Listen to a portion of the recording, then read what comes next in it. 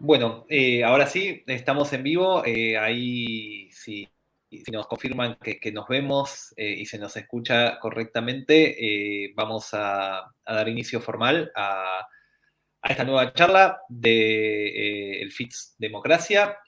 Así que bueno, la charla se titula Tecnología en la Administración Electoral, Avances y Retos del Voto Electrónico en América Latina. Nos está acompañando Ana Claudia Santano, que es directora ejecutiva de Transparencia Electoral Brasil, y ella es doctora y magíster en Derecho Constitucional, ambas de la Universidad de Salamanca de España. Y bueno, yo voy a estar también no solamente en el rol de host, sino en el rol de entrevistador en esta charla, así que bueno, voy a hacer algunas preguntas que bueno, tienen que ver con los retos y desafíos del voto electrónico en América Latina. Bueno, muchísimas gracias, Ana Claudia, por estar acá. Y bueno, obviamente la primera pregunta que surge y en las charlas que hemos tenido previamente tiene que ver con qué es el voto electrónico concretamente, ¿no? Porque hay algunas veces que se llama voto electrónico algo que no es. Así que bueno, como primer panorama y para que todos entendamos, bueno, ¿qué es el voto electrónico? Bueno, muy buenas tardes a todos y a todos. En Colombia son buenos días. Muchísimas gracias por la invitación al FITS, a todas las organizaciones que están haciendo este gran evento y tan importante. Es como una puerta para hablar de temas que ya son realidades, pero que muchas veces pues no son realidad en todos los países. Y es el caso del voto electrónico. Yo tengo el privilegio de conocer bien algo de tecnología en lo que se refiere al voto electrónico brasileño, y aquí tenemos que hacer una diferenciación entre lo que es una transmisión de voto por medios digitales y el voto electrónico de por sí. ¿Esto por qué? Porque si nosotros votamos en una boleta de papel y luego la escaneamos y la transmitimos, como suele pasar en países como, bueno, Guatemala hace poco, en algunos estados de los Estados Unidos, esta es una transmisión digital de datos de un voto que fue hecho en papel. Por otro lado, nosotros tenemos otro tipo de tecnología que se podía llamar como una máquina de votos, como es el caso de Paraguay, que es justamente como una computadora que uno puede votar en la pantalla. Sin embargo, esto genera un papel con un voto que va a ser puesto dentro de otra caja para que pueda ser escrutinado de manera física. Y hay el voto electrónico, que ahí sí, entre el caso brasileño, que todo es hecho en una máquina. Es decir, yo voto en la máquina, mi voto se queda almacenado dentro de la máquina y es transmitido al final de la votación para una central que hace lo que nosotros llamamos de totalización de los votos. No hay el escrutinio físico, sino más bien hay una tecnología que va a decir cuántos votos fueron para determinada opción política. Entonces, partiendo de estos supuestos, tenemos que diferenciar lo que es el voto electrónico de por sí de otras maneras de transmisión de datos electorales para fines de declarar algún tipo de resultado electoral. Ok, ok, bueno, Ana, muchísimas gracias por esa explicación porque, bueno, nada, yo vivo en Argentina y hace 3 semanas hubo elecciones acá en Ciudad de Buenos Aires que se utilizó lo que se llamaba una boleta electrónica. Pero bueno, todo el mundo ya quedó con que el voto electrónico no funciona porque la experiencia fue mala, pero no era un voto electrónico per se, como nos estás comentando, sino más bien este voto que tiene una transmisión de datos y que tiene un escrutinio, ¿no? Físico también. Así que bueno, está buena esta definición también para ver cómo hacemos con este tema que es tan polémico, ¿viste? Y tratar con definiciones que sean correctas.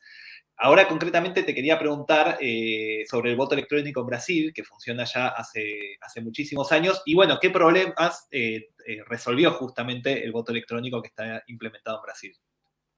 Vamos a ver, en primer lugar, nosotros debemos poner en contexto la experiencia brasileña dentro del uso de la tecnología en las elecciones y también otras tecnologías que existen en el mundo, como es el caso indiano, en la India, que hay un voto electrónico que es el pionero del mundo, de hecho, que es bastante distinto del brasileño, que puede ser muy distinto de la tecnología aplicada en Argentina y por ahí va. En el caso brasileño, nosotros desde hace 30 años tenemos lo que nosotros llamamos de urna electrónica. Y la urna electrónica vino para solucionar un problema que era muy grave en Brasil, que era de los fraudes electorales. Es un poco contradictorio porque muchas veces dice que es el voto electrónico que posibilita el fraude electoral, porque, bueno, ahí vamos a hablar un poco de las dificultades de fiscalización de eso. Sin embargo, para Brasil había un contexto muy grave de que la intervención humana muchas veces condicionaba determinados resultados electorales. Y era algo, digamos que era muy difundido por todo el país. No habían elecciones limpias. El resultado tardaba días, porque el tamaño del electorado brasileño, aunque estemos hablando de los 80, de los 90, no importa, el electorado brasileño siempre fue grande. Actualmente nosotros tenemos, si no me equivoco, 180 millones de electores, si no me equivoco. Entonces, para manejar este número de gran magnitud, para nosotros una salida fue adoptar justamente una tecnología que disminuyera la intervención humana en los procedimientos, mucho más concentrado principalmente, no solo en la emisión del voto por parte del votante, sino más bien en el escrutinio. Porque es en el escrutinio que nosotros podemos ver intentos de manipulación de votos o incluso ni siquiera puede ser intencional. Puede que haya simplemente un error por parte del funcionario de la mesa que ya está cansado, que pasó todo el día ahí trabajando en sus funciones. Por lo tanto, es muy normal que ocurran errores por parte de personas comunes de los procedimientos. Lo que sí es cierto es de que la tecnología puede eliminar dichos errores. Entonces, para nosotros fue necesario intervenir de manera tecnológica en este problema porque sí estaba saliendo bastante del control de la integridad electoral brasileña. Los resultados ya no contaban con la confianza ciudadana. Los resultados, de hecho, ni siquiera traducían lo que nosotros veíamos en las calles, en las campañas electorales y por ahí va. Para nosotros, esta política pública sirvió para eso. Pero, ¿cuáles son las dificultades que tenemos hoy? Estamos hablando de 30 años atrás, cuando uno decía, es que tecnología está bien, era una novedad, era algo novedoso. Por lo tanto, estaba bien visto la introducción de la tecnología en ese tipo de procedimientos. Era el boom informático, por ejemplo. A partir de ahora, nosotros ya tenemos una otra visión de lo que se refiere a la tecnología. No es en una sala cerrada, secreta, donde hay los códigos fuentes, las informaciones digitales y tal, que se hace seguridad en los procedimientos digitales. Nosotros ahora tenemos una concepción muy nueva de que lo seguro es transparente. Y el problema es justamente traer dicha transparencia a estos procesos tecnológicos, porque muchas veces lo que las personas no ven, ellas no creen. Por lo tanto, a mí me parece que es una nueva etapa de una reconstrucción ciudadana en torno del tema tecnológico, justamente por eso, porque las personas, además de no comprender bien, y no es necesario que comprendan, porque nadie tiene la obligación de eso, ellas no pueden ver. Y esto obviamente impone algunas dificultades prácticas. Claro, ahí me surge una pregunta, voy a pasar algunas preguntas que tenía, pero no puedo dejar de preguntar lo que es que muchas veces cierto rechazo hacia el voto electrónico surge porque uno dice, bueno, tengo que tener conocimiento técnico para entender cómo se fiscaliza el voto electrónico, ¿no? Entonces mi pregunta sería, ¿cómo se puede lograr esa transparencia para que uno pueda ver que efectivamente este voto electrónico está funcionando correctamente? Bueno, vamos a ver, el voto, siendo electrónico o no, tiene que garantizar ciertos estándares de garantía, por así decir. Es decir, tiene que ser transparente, tiene que ser auditable, tiene que ser de alguna manera conferible. Eso el voto electrónico, que tiene sus infinitos modelos, sí puede aportar, por ejemplo, por medio de un papel. Lo que nosotros llamamos el verified trial, que es justamente el papel después que uno vota, que cae en una caja y que después, por ejemplo, se puede hacer un reconteo con el papel para comparar con los resultados digitales. Eso sí se puede hacer. Hay otras maneras que podemos generar otros archivos digitales también para fines auditables. Ahora bien, me parece que la mayor dificultad, y esto no tengo una respuesta establecida todavía, yo creo que mucha gente no la tiene, es el problema comunicacional. Estamos viviendo una revolución tecnológica intensa, rápida y profunda. Y esto obviamente abarca nuestra manera de convivir con la democracia y con el voto, como por ejemplo el voto electrónico. Esto nos conduce al problema comunicacional con la sociedad. De la misma manera que la sociedad tiene ciertas dificultades con sus teléfonos, porque uno está acostumbrado con su aparato de teléfono, pero si compra otro, por ejemplo, tiene que aprender otra vez cómo manejarlo, hay los sistemas operativos, si es iPhone, si es Android, y por ahí va. Lo mismo pasa con el voto electrónico. Es necesario mucho más un esfuerzo de educación para el voto, para que la gente se sienta familiarizada con la emisión del voto por medio de una máquina. Y también nosotros tenemos que desarrollar maneras de comunicación facilitada para poder explicar a la gente, a cualquier persona, cómo funciona esta tecnología. Esto me parece que es un desafío presente, muy urgente, porque es esto igual que está en el medio del problema de la desinformación en contra del voto electrónico, del fomento del discurso de fraude que puede ocurrir, que puede o no ocurrir por medios digitales, y por ahí va, y que alcanzan las democracias y que terminan dañándolas. Por lo tanto, educación para Bueno, el voto. ¿Perdón? no, ahí ustedes en Brasil tienen la experiencia muy reciente, ¿no? De las campañas de Claro. desinformación con el voto electrónico. Claro, pero no solo por eso, ¿sabes, Maxi? A mí me parece que el tema va un poco más allá. Nosotros tenemos que pensar que la democracia no ha perdido sus cualidades anteriores, es decir, tiene que ser transparente, tiene que ser accesible, tiene que ser inclusiva y tiene que alcanzar a toda la gente. Esto es lo más importante.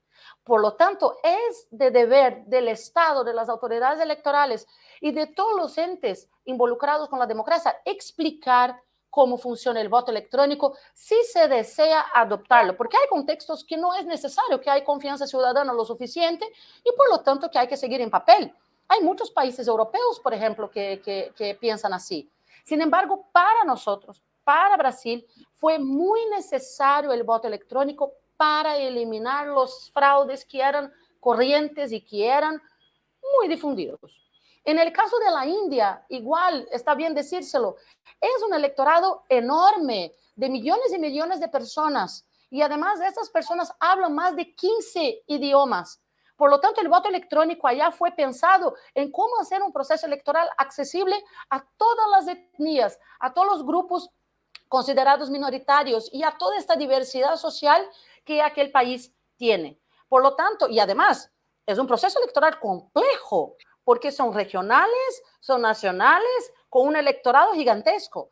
Por lo tanto, aquí hubo problemas para resolverse, pero ellos tuvieron el talento de simplificar el voto electrónico para que la gente no solo pueda votar, sino también entender cómo funciona el voto electrónico. Es ahí, me parece, que Brasil todavía está como encontrándose, justamente por cuenta de nuestra experiencia el año pasado, los años pasados, porque no es solo 2022, sino también es un reto para otros países que intentan introducir soluciones tecnológicas, como puede ser el caso argentino, por ejemplo.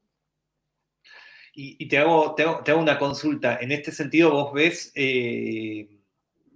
necesaria la introducción del voto electrónico a nivel regional, a nivel Latinoamérica, o la respuesta es depende? La respuesta es depende, porque justamente, a ver, el voto electrónico no tiene que ser, ay, porque a mí me gusta, ay, porque vamos a digitalizar todo. No, tiene que ser una necesidad para la integridad democrática de un determinado país. Si este país cuenta con bajos niveles de desconfianza hacia la democracia y vota en papel, ¿por qué cambiar?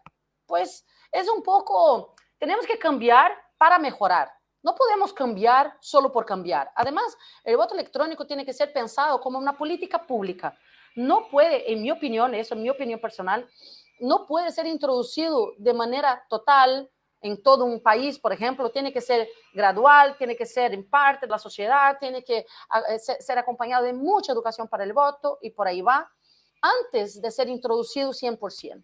Además, tenemos que pensar que toda introducción de una tecnología, sea en la democracia, sea incluso para procedimientos administrativos de las autoridades electorales, tiene que ser acompañada de seguridad virtual, de una protección a más en contra de robos de datos, de manipulación de datos y por ahí va, de capacitación de estas personas que estarán involucradas en estos procedimientos y también tenemos que pensar que todo eso toma tiempo. Por lo tanto, es una política pública, tiene que ser pensada así, tiene que ser pensada para mejorar los niveles de integridad democrática de un determinado país. Yo particularmente no creo que sea una obligación. Sin embargo, es cierto que estamos ante la digitalización de la vida y me parece que el futuro pues ya está. Me parece que es un camino que no vamos a volver, vamos solo a seguir hacia adelante y que si es así, es natural que nosotros tengamos nuestra vida en el metaverso y eventualmente pues caminemos rumbo al voto electrónico completo por internet, como es el caso de Estonia. Sin embargo, solo para concluir, el caso de Estonia es que no me gusta utilizar como ejemplo, porque es un voto electrónico 100%, la gente vota en sus casas y tal, pero Estonia es tan pequeña, tiene un electorado un poco complejo y ya las soluciones ya fueron puestas. En nuestros casos latinoamericanos hay mucho trabajo que hacer antes de la introducción de un voto electrónico generalizado, respetando siempre la realidad política de cada país. Sí, sí, yo tengo un amigo que me dice, ¿por qué no puedo votar desde mi casa? Y yo le digo, y es muy complejo que se pueda lograr eso. O sea, en países como Argentina, Sí. como Brasil. Pero bueno, sí, sí es un camino, sí es un horizonte, porque si las personas lo piensan, lo quieren, o sea, es una necesidad, o sea, calculo que vamos a ir hacia ese lugar cuando las condiciones estén dadas. Y te quería preguntar más que nada sobre estos procesos de pasaje a voto electrónico. ¿Cuál es el rol que tiene que tomar la sociedad civil, las organizaciones sin fines de lucro, justamente para garantizar que estos procesos sean transparentes, ¿no? Igual es una buena pregunta, porque gran parte de la sociedad civil, y aquí voy a incluirme en ella, nosotros tenemos muchas dificultades de por sí para cuidar de nuestros temas, es decir, en la organización que estoy yo, nosotros trabajamos con el concepto de integridad democrática y entre ellos el voto electrónico, la integridad del voto electrónico. Hay una necesidad, una demanda por especialistas en tecnología, por comprender mejor el sistema, por acceso a la información y esto no es muy fácil de construir. Por lo tanto, la sociedad civil igual tiene que preocuparse mucho en comprender bien los sistemas que hay, en cómo auditar dicho sistema, porque si no hay condiciones de auditabilidad de dichos sistemas, estamos mal. Hay que tener pleno acceso a la información de dichos sistemas, no solo sistemas, datos, procedimientos y responsables del sistema, porque obviamente las personas que tienen acceso a cómo funciona dicho sistema, sea A o sea B, tienen que restar cuentas. O sea, entonces, nosotros igual, no es que sea necesario que seamos especialistas en tecnología, yo particularmente no soy, pero soy obligada, por cuenta de la ONG que estoy yo, de saber, de comprender y de poder explicar cómo funciona el voto electrónico brasileño. Pero ¿cómo logro esto? Con acceso a la información. Por lo tanto, aquí las autoridades electorales y el Estado como un todo tienen la obligación de disponibilizar toda la información relacionada con algún tipo de tecnología en la democracia para la sociedad. Y tienen que hacerlo de manera facilitada, tienen que hacerlo de manera completa, de manera integral, para que, por ejemplo, yo pueda llegar a un grupo de personas comunes y que tienen completo derecho de saber cómo funciona la cosa, que yo pueda explicar y que ellos logren entenderme. Por lo tanto, otra vez un problema comunicacional, hay un deber mucho mayor de acceso a la información y, claro, de difusión de dicha información, porque no basta que la información esté en algún lado de la página web de la autoridad electoral. No, publicidad no es esto. Publicidad se entiende, publicidad se comprende, y a partir del momento que uno accede a los datos, tiene que comprenderlos. De eso se trata. Perfecto, perfecto. Bueno, Ana, quería ya ver si podíamos abrir las preguntas al chat, a ver si había alguna pregunta en particular, porque bueno, entiendo que es un tema muy complejo y que deben surgir muchas dudas particulares de personas que deben de estar viéndonos de distintos países. Así que bueno, ahora si quieren, si aprovechamos para ver si hay alguna pregunta de la audiencia que nos está mirando, que le quieran hacer a Ana Claudia. Así que bueno, no sean tímidos ni tímidas. Si tienen alguna pregunta específica. Aquí hay una pregunta en el chat, no sé si... A ver, a ver.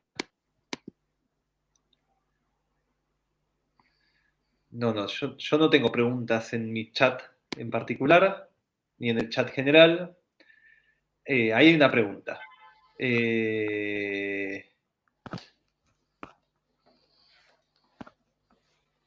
¿Por qué piensa que es minoritario el uso de tecnologías electrónicas para votar en las democracias más antiguas? ¿Por qué qué? Perdón. ¿Por qué piensa que es minoritario el uso de tecnologías electrónicas para votar en las democracias más antiguas? Calculo que se refiere a esto que mencionabas de los países europeos. Porque ellos no ven necesidad. Es como había comentado antes, el voto electrónico igual acompaña una necesidad de cambio. Los países europeos gozan de mucha confianza en sus procesos electorales. Y tenemos que pensar en algo. Muchos de los procesos europeos de elección son organizados por el Ministerio del Interior, por ejemplo, algo impensable en el contexto latinoamericano. Por lo tanto, cuando hay confianza, pues se queda en papel. No es una cuestión de resistencia, no es una cuestión de oposición, es una cuestión de conveniencia, es algo discrecional de cada sistema. No sé si es exactamente minoritario, sino más bien es menos frecuente, por así decir. Igual el debate, yo sé que hubo un debate hace algunos años en Alemania que fue declarado inconstitucional el voto electrónico y tal, pero allá había razones que el Tribunal Constitucional entendió que el voto electrónico, puesto aquel contexto, sí que era inconstitucional porque no respetaba el secreto de voto.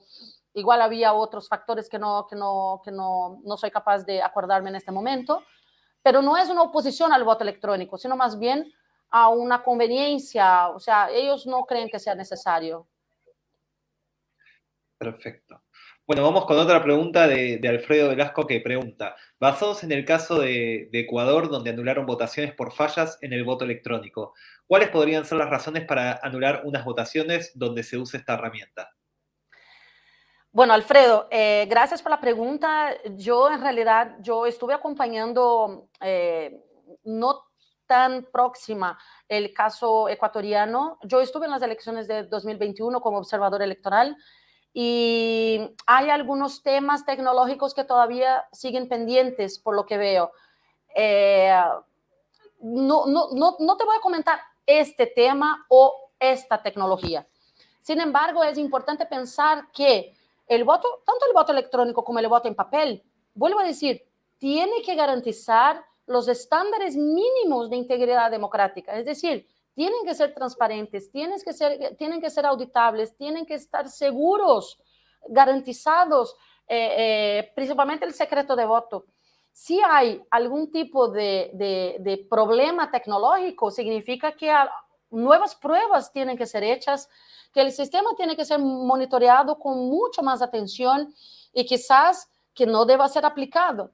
Y para eso entonces están los especialistas en seguridad virtual y seguridad digital y por ahí va, porque es muy importante que el voto no pierda ninguna de sus cualidades obligatorias, sea electrónico, sea en papel. Es decir, tiene que ser un voto secreto, tiene que ser un voto no identificable, tiene que ser un voto contado y tiene que ser contado una vez sola y ir directamente para la persona a quien ha sido destinado. Por lo tanto, sea en papel o sea en voto electrónico, esas garantías tienen que permanecer sí o sí.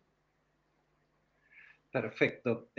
Acá hay otra pregunta de Regina Cuevas que pregunta, ¿qué porcentaje de población brasileña vota de forma electrónica?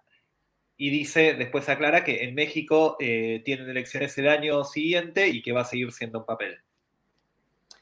En Brasil se vota 100% en la urna electrónica y nosotros igual tenemos la identificación digital con los dedos, con la huella, entonces que nosotros llamamos de biometría. Por lo tanto, yo, por ejemplo, yo nunca voté en papel y no tengo problema nenhum de decir que tengo 41 años. Yo nunca voté en papel y hay generaciones y generaciones que nunca han visto una boleta de papel para votar en Brasil. Desde hace bastante tiempo votamos 100% con la urna electrónica. Bueno, excelente, ahí agradece Regina. Y bueno, si no hay más preguntas, a ver, ahí damos unos segunditos a ver si alguien está escribiendo algo y se está repitiendo y no se quiere quedar con alguna duda. Si no hay más preguntas nuevamente, nuevamente agradecer a Ana Claudia por este espacio. La verdad que fue súper interesante y aclararse un panorama de, creo que uno de los temas más polémicos en cuanto a las democracias en la región. Así que nuevamente muchas gracias. Perdón que no hubo interpretación en lenguaje de señas, se está viendo un problemita ahí con el equipo técnico, pero bueno, en cuanto lo podamos resolver, lo vamos a resolver. Así que nada, disculpas de parte de la organización por este temita. Y bueno, vamos a seguir en la próxima charla del escenario blanco, que es transparencia electoral, la tecnología como aliado del periodismo, pero bueno, hay que salirse de la sala y entrar a la que figura en la agenda. Así que muchas gracias, Ana.